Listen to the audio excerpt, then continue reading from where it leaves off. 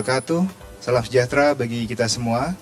Kembali lagi bersama kami di Media Center Gugus Tugas Percepatan Penanganan COVID-19. Hari ini kita kedatangan tamu yang sangat istimewa, yang ditunggu-tunggu oleh jutaan orang Indonesia. Dan sebenarnya sudah pernah hadir memberikan informasi yang sangat penting tentang Kartu Prakerja saat itu. Dan kali ini akan lebih detail menjelaskan apa saja perkembangan terbaru selama persiapan Kartu Prakerja dan pengumuman Kartu Prakerja sudah disebarkan ke seluruh Indonesia. Selamat datang Ibu Deni Puspa Purbasari. Iya, terima kasih. Selamat pagi Ibu. Selamat pagi. Sehat Bu ya? Alhamdulillah. Alhamdulillah. Nah, ada yang paling penting Bu, jadi selamat datang kembali ya tentunya, sudah kemari. Apa yang berkembang, yang terkini, yang ada dalam program Kartu Prakerja sejak Ibu mengumumkannya di minggu yang lalu di Media Center Gugus Tugas ini? Baik, saya informasikan bahwa sejak dibuka pendaftarannya oleh Bapak Menko Perekonomian selaku Ketua Komite Cipta Kerja pada tanggal 11 April sampai dengan hari ini tadi sebelum saya ke sini, jumlah pendaftar lewat situs www.prakerja.go.id mencapai 8,4 juta orang. Wow, 8,4 juta orang. Betul. Nah, jadi pada gelombang pertama pendaftaran telah ditetapkan penerima sebesar 68.111 orang.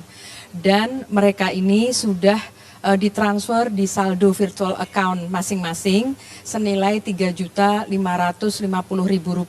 Jadi lebih dari 600.000 orang sudah menerima 3,5 juta rupiah di saldonya. Betul, 168.000 orang telah menerima transfer dari pemerintah, dari APBN ke rekening virtual account mereka.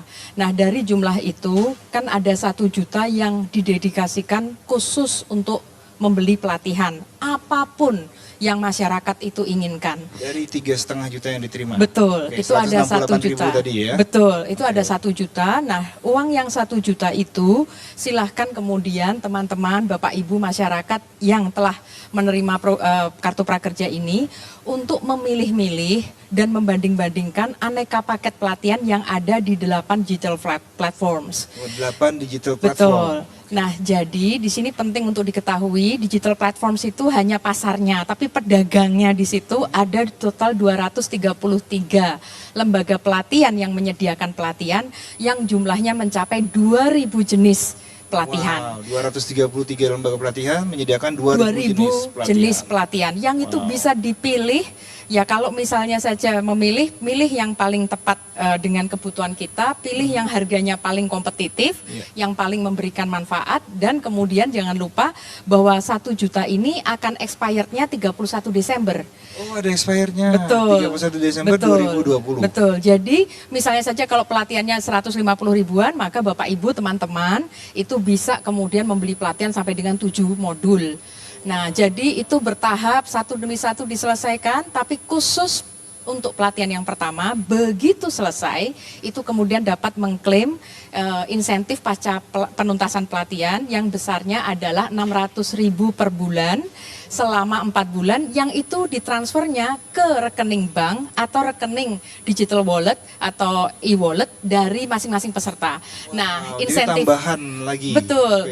Insentif itu bisa dipakai untuk apa saja. Jadi apa saja, mau beli beras, mau bayar listrik, beli pulsa, kemudian mau buat ngojek atau kemudian beri makanan, itu boleh.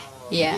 Setelah 3,5 juta, belanjakan 1 juta untuk pelatihan, dan nanti kalau selesai pelatihan dapat 600.000 per bulan. Betul, selama 4 bulan. Oke, yang itulah disebut oleh Bapak Presiden itu sebagai semi bansos. Jadi tetap saja ada pelatihannya 1 juta rupiah, tapi nggak usah dihabisin seketika. Teman-teman silahkan pilih-pilih. Yang penting adalah pelatihan yang pertama harus dituntaskan, dan kemudian setelah itu baru bisa mengklaim yang 600 ribuan itu. Nah, dan saya yakin setelah pelatihan pertama ingin ikut pelatihan lagi ya. Saya berharap demikian gitu ya? Karena misi dari program Kartu Prakerja ini menjadikan masyarakat Indonesia sebagai bangsa pembelajar.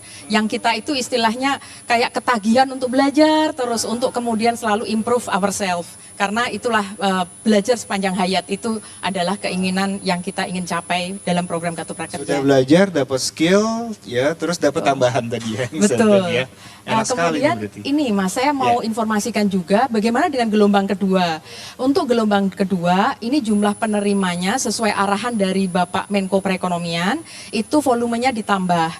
Karena apa? Karena kami untuk pertama kali mencoba hati-hati sekaligus menjajal sistem kami apakah mampu memproses penerima yang sedemikian besar. Nah, untuk yang gelombang kedua yang ditutup Kamis minggu lalu, insya Allah nanti petang paling lambat teman-teman semuanya itu akan mendapatkan SMS notifikasi dari manajemen pelaksana yang menyampaikan bahwa teman-teman mendapatkan kartu prakerja. Nah, jumlahnya 288.000 orang. Tambahan dari 168.000 Betul, tadi. ini orang yang baru untuk kloter yang kedua. Nah, untuk kloter ketiga, arahan dari Bapak Menko Perekonomian adalah nantinya volumenya ditambah lagi. Mungkin kita akan mencoba menjajal sampai dengan 600.000. Tetapi sekali lagi kami mohon Ibu dan Bapak, teman-teman semuanya untuk bersabar. Dan tadi kita tahu bahwa 8,4 juta itu jauh lebih besar daripada apa yang dapat didanai oleh pemerintah. Karena itu buat teman-teman yang barangkali tidak terlalu susah dibandingkan saudara-saudara kita yang lain, mohon untuk memiliki toleransi. Kita utamakan berikan kesempatan terlebih dahulu bagi rekan-rekan kita yang lebih terdampak penghidupannya, income-nya, daya belinya karena COVID-19 ini.